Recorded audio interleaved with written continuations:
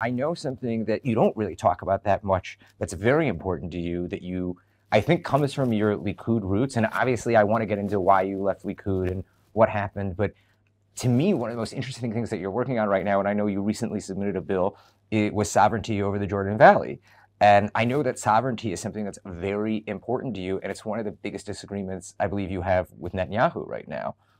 What can you tell me about, like, what do maybe non-Israelis misunderstand about politicians working towards extending sovereignty in different regions of Israel?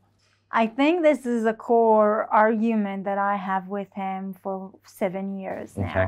Because ever since I entered the Knesset, I wrote this bill on how we should apply sovereignty over the Jordan Valley in Israel to set an example of how Israel should look in maybe 50, 60 years.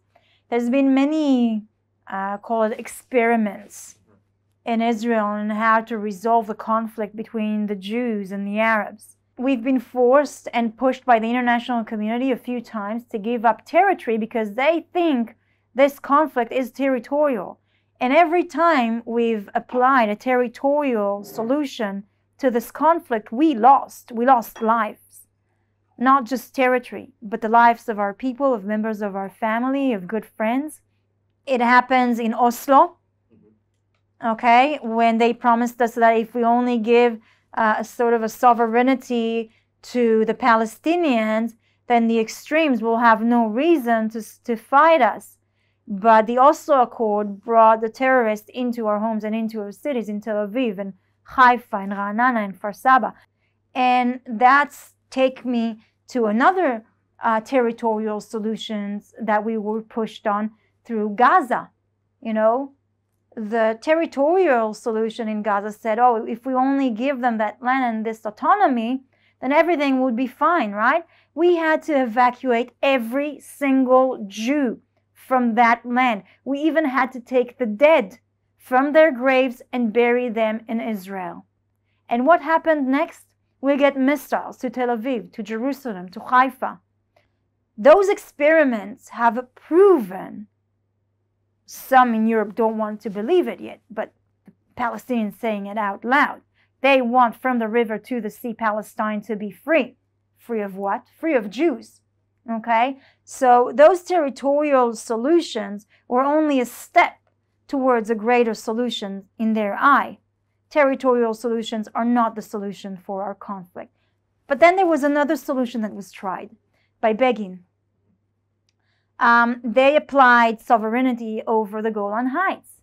You know, we still have Druze members and Arab members of our society. They can ask for an Israeli citizenship if they want. Some of them don't want, some of them do. They get health care, school system, everything, and they live like any other Israeli citizen. You know what? It's not perfect, but it works.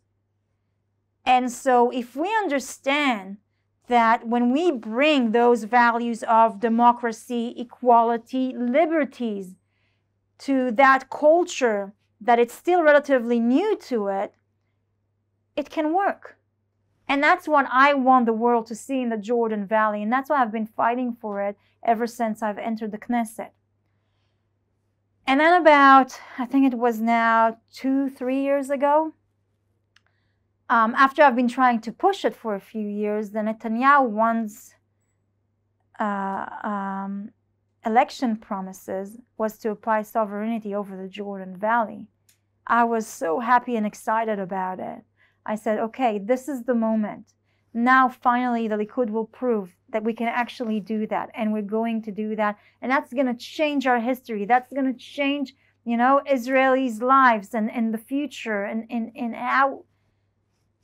And then came the day that he said, and continued to pass and on and on. And every time I would bring a question to raise the law. It was the trade-off, though, for the Abraham Accords.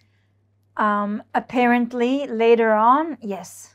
Unfortunately. What would you rather choose, sovereignty over the Jordan Valley or the Abraham Accords?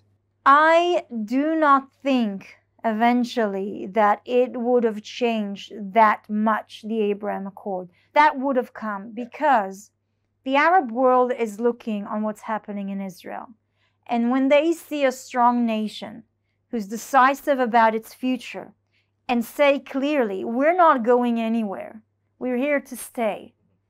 And if we would have done that, and they would have seen that that's not the end of history, and that maybe some Palestinians can live side by side with the Jewish people, I think it would have been an amazing calling to the Arab world as well.